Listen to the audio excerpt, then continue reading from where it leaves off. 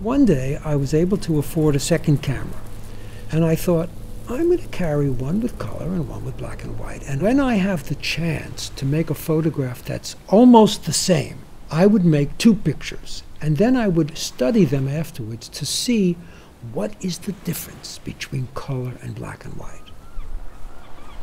So I made the picture of the man and the blimp and the space he was in. And what was funny to me is the post is standing up in his shadow right where his penis is. So that was a sort of a little joke.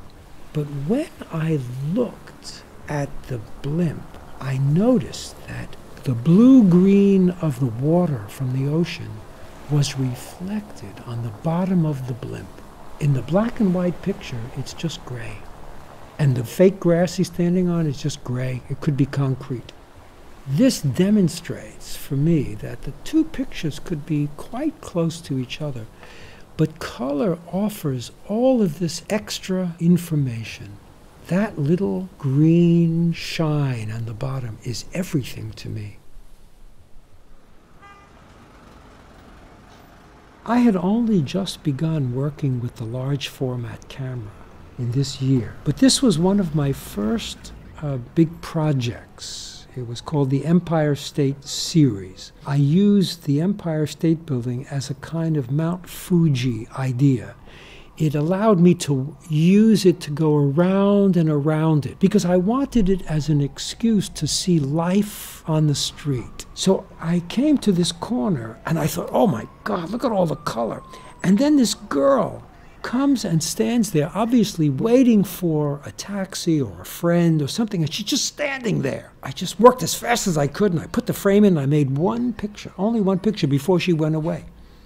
You know, and on the street behind, there's another woman in the same green, and she's also standing next to something that's almost as orange as the thing in the front. It's as if the whole thing repeated itself, and I thought, that's street photography.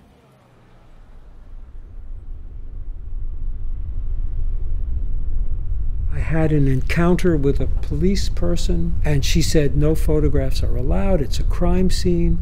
And I immediately had a reaction, that's crazy. This is a historical event. He can't ban photography.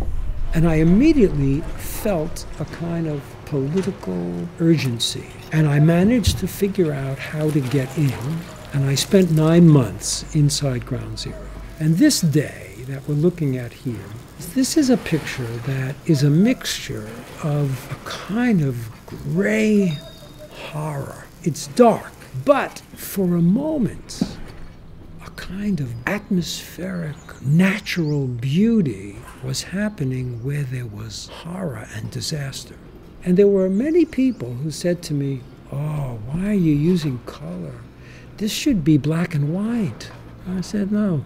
Black and white would keep it in the tragic. And in fact, we need beauty, because beauty tells us this is going to pass.